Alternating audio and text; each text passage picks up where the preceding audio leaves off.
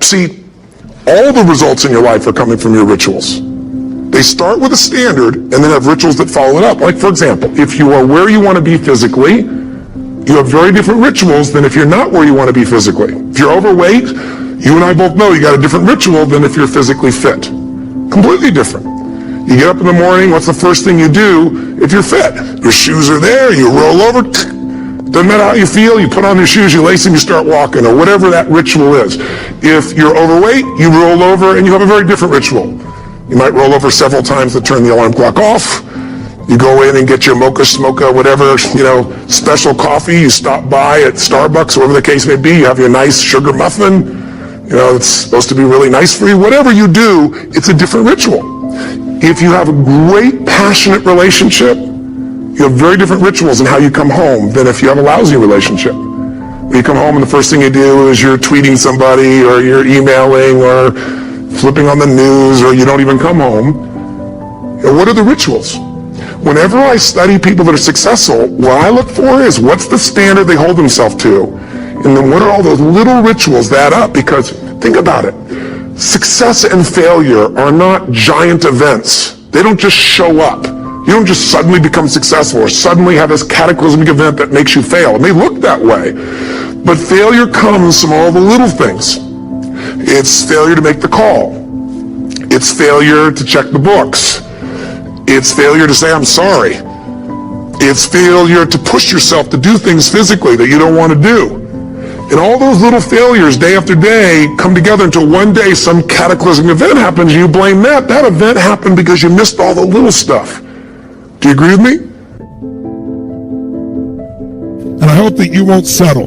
Don't settle for less than you can do or be or share or give. And then make your life a masterpiece. It doesn't matter COVID, it doesn't matter political unrest, it doesn't matter racial unrest. Every human problem, humans created and humans can solve. And I think that's not being optimistic. It's just looking at how humans have functioned for history. And you got to remember who you are. Like Siri said, it's like you're not a statistic. You look around, of course most people aren't happy. Most people are not physically fit. Most people don't have a great relationship. Most people are not doing well financially. But a few are. And my life's focus is understanding the few who do and figuring out what they do differently and getting us to do the same. And that's what this week's been about. That's what our seminar is about. I just want to thank you for inviting me into your home, letting me share this time with you. And KK is going to finish up with a couple of these important announcements. And again, if you want to come to the event, we're now 85% sold out. We'd love to have you. But whatever happens, don't settle. And how does the guy win by 1/100th of a second? Do you think that was some massive skill that got him over the top? Or was it a standard that says, this is who I am? I am the champion. And no one is taking this from me. And somehow in those final milliseconds, 100th of a second, he pushed himself just beyond his competitor. But you know about Michael Phelps? What allowed him to be able to push beyond that moment is his rituals. Go study the guy. Most people who swim have these unbelievable workouts. He does 2 and 3 of those workout sessions a day. All the other swimmers in the beginning thought he was insane. You can overtrain, you can't do that, it's not physically possible. But he had a standard and the rituals to back it up.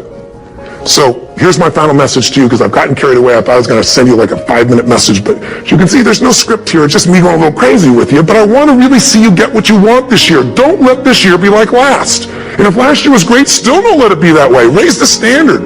If your life is perfect and extraordinary, you darn well know you're not going to be happy unless you keep making it better. That's what makes us feel alive. It's not what we get that makes us happy. It's who we become and what we're able to give because we become more. That sense of contribution is what creates the deepest meaning. So here's my assignment for you if you want one. If you want to go from conversation to some action, here's a simple thing to do. What's an area of your life right now that you really want to improve? What's an area that's important to improve? If your body's great, how about your career? If career's great, how about your relationships? Intimate one especially, or your kids, or your relationship with your creator, spiritual side of your life. Or is it your finances? Figure an area that really matters. Decide on that area. Number 1, write down what your life is like in that area right now as specifically as possible. So you might say, well, I'm 13.5 pounds overweight, whatever the weight is, whatever the situation is, or my body fat's like this, or I wake up exhausted in the morning, and you write the truth of where you are right now. So you're real clear. Or I'm not in a relationship. I say I want a relationship, but I'm not in one, and I don't seem to find them. All the good ones seem to be gone is my belief. And I really do want one, but I don't have it. Whatever your definition, or I'm in a relationship, and God, I wish I wasn't in a relationship. I'm planning my escape, wherever you are. Or I have a wonderful relationship, we love each other, but there just isn't enough passion. Just write the truth of where you are. The area you want to change, but write how it is. So meditation is a tool. Everything done all week for increasing your energy by movement is a tool. Changing your biochemistry by cleansing the body, but not doing it in a harsh way. Many people go on cleanses and they're exhausted. What I wanted to do is give you a few things that make a difference. And I just got to tell you, if you haven't had a metals test, the next time you get a blood test, please get a metals test. I found myself a few years ago, I went through the situation with my shoulder, but I was also wondering, what's going on? I'm feeling more exhausted now. I was doing 2019, not last year, because they shut down the world, but 2019, I went to 118 cities. I went to 16 countries, and that's been my typical schedule. Every 3 days, I was on a plane, a train, a helicopter, on stage somewhere. But I was I know I'm exhausted, but that's natural, but it felt more. And then I started not forgetting things. And I was wait, I'm way too young to be forgetting stuff. This is ridiculous. And everybody forgets things at times. But it was getting ridiculous, nothing I'd ever experienced on stage. And I went and got these blood tests, and I ended up having mercury poisoning at the highest level they'd measured. It goes from 0 to 5, I was at 123. So I tell you that because getting that out of my system was one of the most important things I could do. And it's taken me 2 years. I went from 123 down to 9. I'm still way more than I need to be, but the amount of progress we've made has been huge. And this specific smoothie that we're talking about has made more progress almost than anything I do. So I'm going to put it on the screen for you here. We made one real fast while he's talking, so you can take a picture if you want, just so you can get started tomorrow if you want. Shows you all the ingredients. Just take a quick picture, and that way you can get started on that. But lemon water with the celery juice we do every day. That's how Sage and I start our day. And then this is, for me, I do this a little later in the day for my detox. Been unbelievable, the change in energy. And what he said also, what Anthony said about this idea that people just start accepting that we all are supposed to have these issues once they turn 30 or 35 these days. People, even at that age, are starting to feel all these symptoms. It's a part of our lifestyle, and we've got to give that energy back. So this is our gift to you. Go do these 3 simple little things and do it for the next 21 days minimum. Who's up for that? 21-day challenge for you to make this happen? Say aye. Now, pretty basic idea, nothing earth-shattering, but I'm here to tell you that's your entire life comes down to this. The quality of your entire life comes down to the quality of how you communicate. With whom? No. With whom first do you think it determines how you... That's right. The quality of your life starts with the quality of how you communicate to yourself. That's where it all starts. How you feel is not based on the environment. Is it based, how you feel? Is that determined based on, whether or not you have lots of money? Yes or no? I got a little mixed reaction on that one. They go, well, no, it's not. No, absolutely not. No. How's that for incongruent communication from a lot of you, right? Okay, some of you have a little mixed feelings about this, don't you? Let me ask you a question. How many of you know somebody who has tons of money and is still not happy? Interesting. How many of you know somebody who doesn't have any money at all but seems to be very happy? So does money determine your happiness, yes or no? How many know if you have lots of money, though, you'd be happy, you're different? Okay. If I had your money, I'd be happy, no problem. Give me your money and we'll try, okay? People say money can't buy happiness, don't know where to shop. Now, see that's not going to do it, is it? It's not the money, it's how you communicate to yourself about money, your lack of it, or the abundance you think you have. By the way, can people have an abundance but communicate to themselves that they're still in scarcity, yes or no? Absolutely. So money doesn't do it. Is how you feel determined by whether or not the weather is good? Yes. Oh, really? Are there people in freezing weather who are very happy, yes or no? Are there people in hot weather that are very happy, yes or no? Are there people that are in either one of those weathers in the opposite?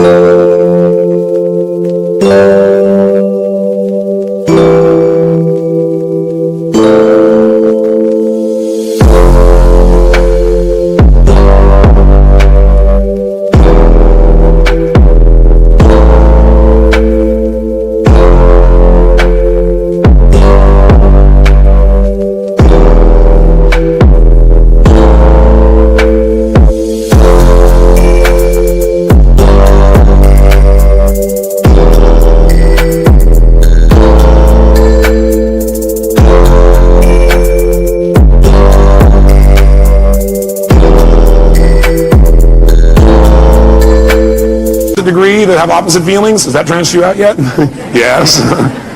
See, the weather doesn't determine it. Is it, whether you're happy or not, determined by whether or not other people say they love you? You go, yes, but you shouldn't. So you sit there and should all over yourself, huh? Okay. You're right, it probably shouldn't, but a lot of us connect that real directly. But I got a question for you. Somebody comes up to you and they tell you, I love you. Or they come up and they hug you, or they look at you that certain special way.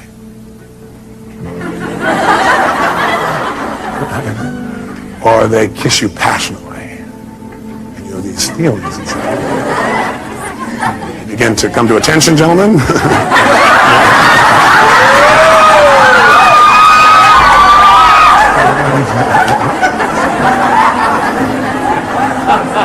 Now, when all that stuff happens,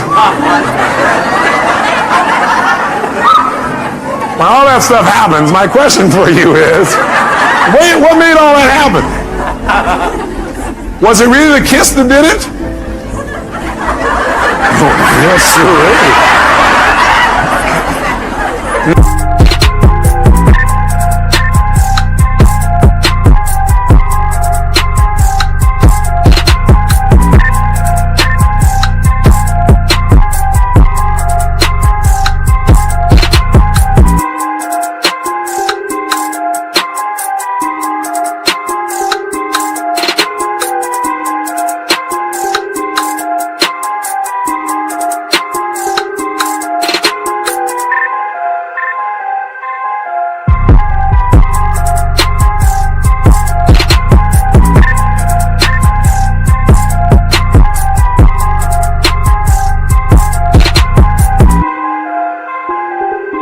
No, I don't think so.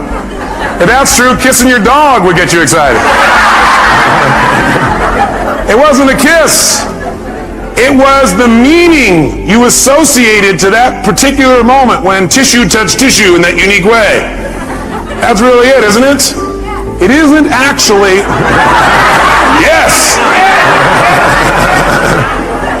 It isn't actually the event itself, is it? It is rather what we communicated to ourselves about that event. Somebody hugs you and you feel good. Do they make you feel good? Yes or no? No. What makes you feel good is you've got a set of rules inside your head that say, if somebody touches me quite like this, they look like that, sound, smell, feel like this, then I get to say, ooh. Okay. And so you say, okay, it's time to feel good, and your brain goes, and you start feeling good. Right? So the bottom line is we determine how we feel by the way we communicate to ourselves, by the meaning that we communicate about a situation. See, it's not the event that determines how we feel. It's the meaning that we associate to the event that determines how we feel. And that meaning is something we create and we communicate to ourselves. Everybody has a turn back moment. Everybody has a crossroad. You can either decide to continue or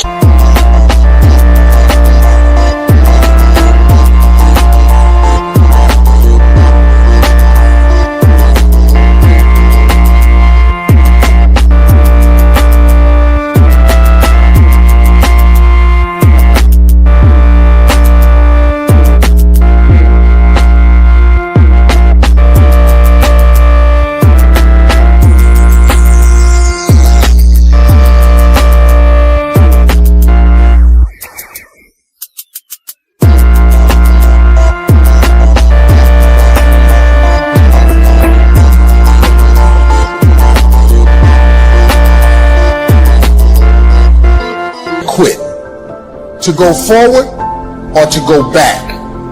I need you to evaluate yourself and ask yourself the question, how are you wired? When you have a trial or a tribulation, how are you wired? When you hear the word no, does it break you? I'm wired differently. I get excited about no. I love no. I love it. It turns me on. No, Eric, I'll be back. I'll be strong. I ain't used the clock in 20 years. My passion wakes me up. My drive wakes me up. My determination wakes me up. My ability to be, do, and have whatever I want, it wakes me up. What wakes you up? What drives you? Why are you playing this game?